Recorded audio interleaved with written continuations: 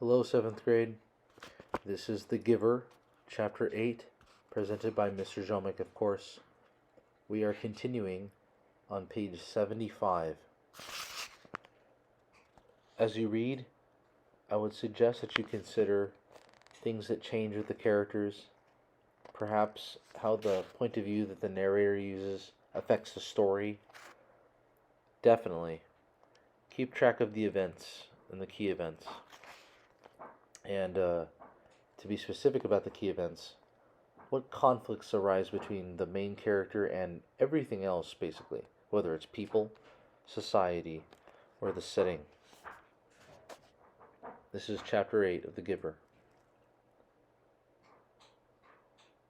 The audience was clearly ill at ease.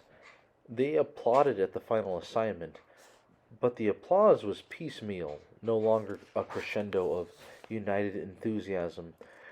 There were murmurs of confusion. Jonas moved his hands together, clapping, but it was an automatic, meaningless gesture that he wasn't even aware of. His mind had shut out all of the earlier emotions, the anticipation, excitement, pride, and even the happy kinship with his friends. Now he only felt humiliation and terror. The chief elder waited until the uneasy applause subsided. Then she spoke again.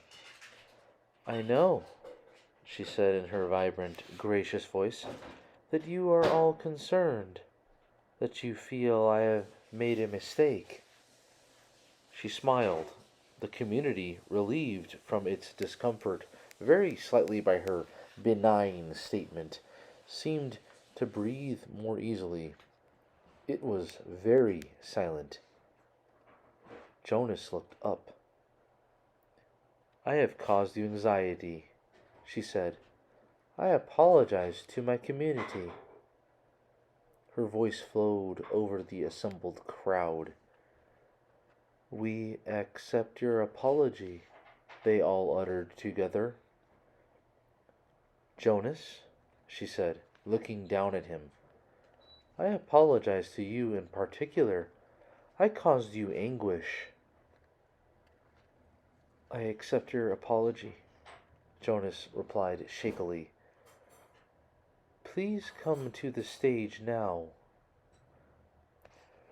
Earlier that day, dressing in his own dwelling, he had practiced the kind of jaunty, self-assured walk that he hoped he could make to the stage when his turn came. All of that was forgotten now. He simply willed himself to stand, to move his feet that felt weighted and clumsy, to go forward, up the steps and across the platform until he stood at her side. Reassuringly, she placed her arm across his tense shoulders.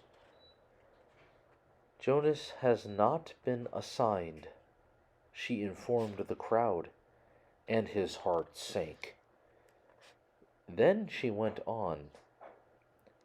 "Jonas has been selected." He blinked. What did that mean? He felt a collective questioning stir from the audience. They, too, were puzzled. In a firm, commanding voice, she announced, "Jonas has been selected to be our next receiver of memory." Then he heard the gasp, the sudden intake of breath drawn sharply in astonishment by each of the seated citizens. He saw their faces. The eyes widened in awe, and still he did not understand. "Such a selection is very, very rare," the chief elder told the audience. "Our community has only one receiver. It is he who trains his successor. We have had our current receiver for a very long time," she went on. Jonas followed her eyes and saw that she was looking at one of the elders. The committee of elders was sitting together in a group. and the chief elder's eyes were now on one who sat in the midst, but seemed oddly separate from them. It was a man Jonas had never noticed before, a bearded man with pale eyes. He was watching Jonas intently.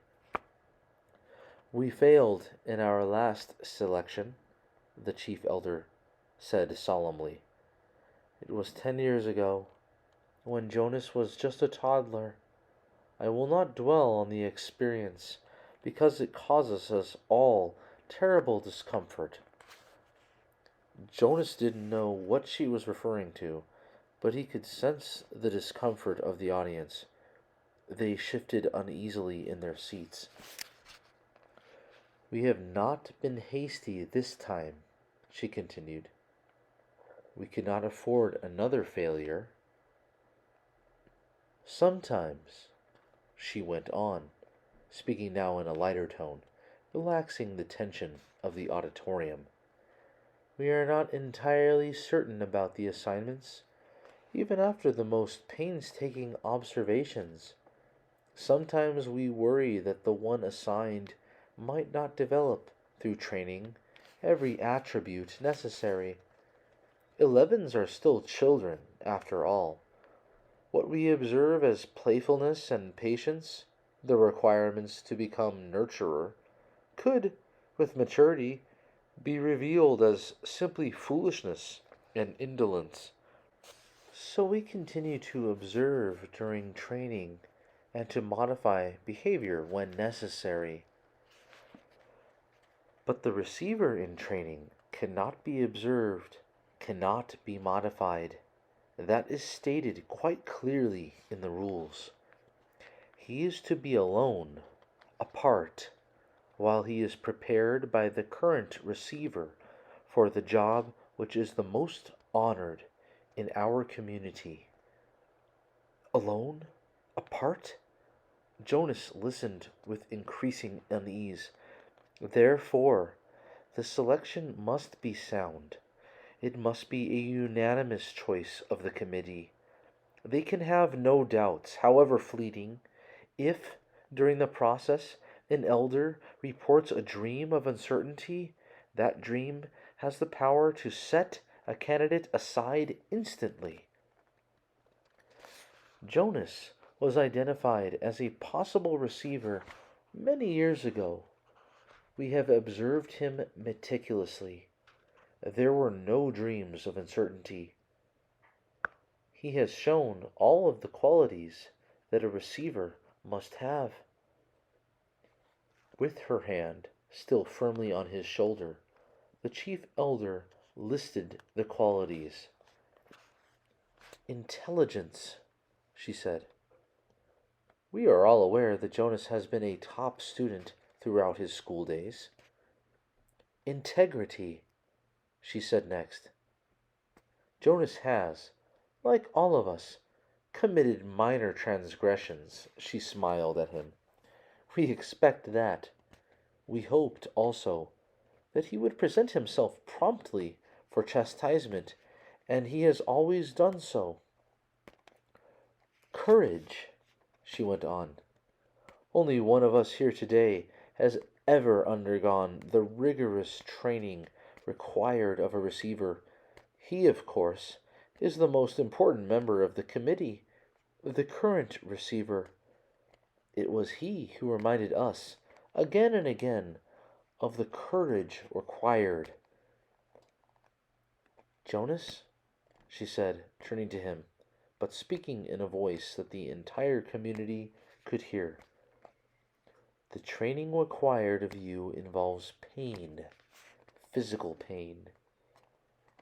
He felt fear flutter within him. "You have never experienced that. Yes, you have scraped your knees in falls from your bicycle.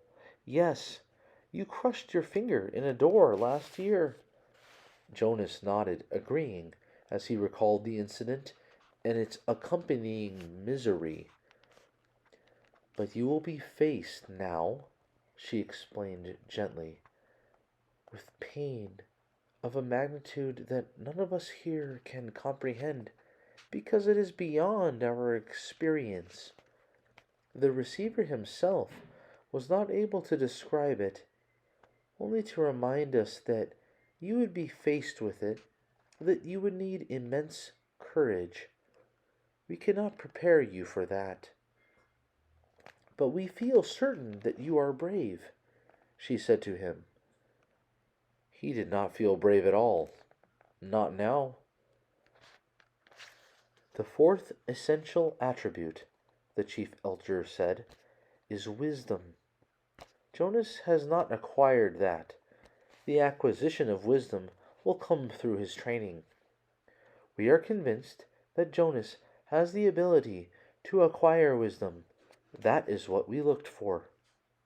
Finally, the receiver must have one more quality, and it is one which I can only name, but not describe. I do not understand it. You members of the community will not understand it either. Perhaps Jonas will, because the current receiver has told us that Jonas already has this quality. He calls it the capacity to see beyond. The chief elder looked at Jonas with a question in her eyes. The audience watched him too. They were silent. For a moment he froze, consumed with despair. He didn't have it, the whatever she had said. He didn't know what it was. Now was the moment when he would have to confess, to say, "No, I don't. I can't," and throw himself on their mercy, ask their forgiveness, to explain that he had been wrongly chosen, that he was not the right one at all. But when he looked out across the crowd, the sea of faces, the thing happened again. The thing that had happened with the apple. They changed. He blinked, and it was gone. His shoulders straightened slightly. Briefly, he felt a tiny sliver of sureness for the first time. She was still watching him. They all were. "I think it's true," he told the chief elder and the community. "I don't understand it yet. I don't know what it is. But sometimes I see something, and maybe it's beyond." She took her arm from his shoulders. "Jonas," she said, speaking not to him alone, but to the entire community of which he was a part, "you will be trained to be our next receiver of memory. We thank you for your childhood."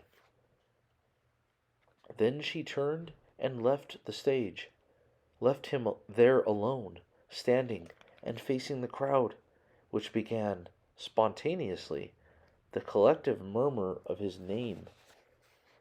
"Jonas." It was a whisper at first, hushed, barely audible.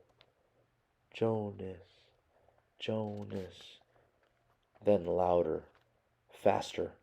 "Jonas, Jonas, Jonas." With the chant, Jonas knew the community was accepting him and his new role, giving him life, the way they had given it to the new child, Caleb. His heart swelled with gratitude and pride. But at the same time, he was filled with fear. He did not know what his selection meant. He did not know what he was to become, or what would become of him.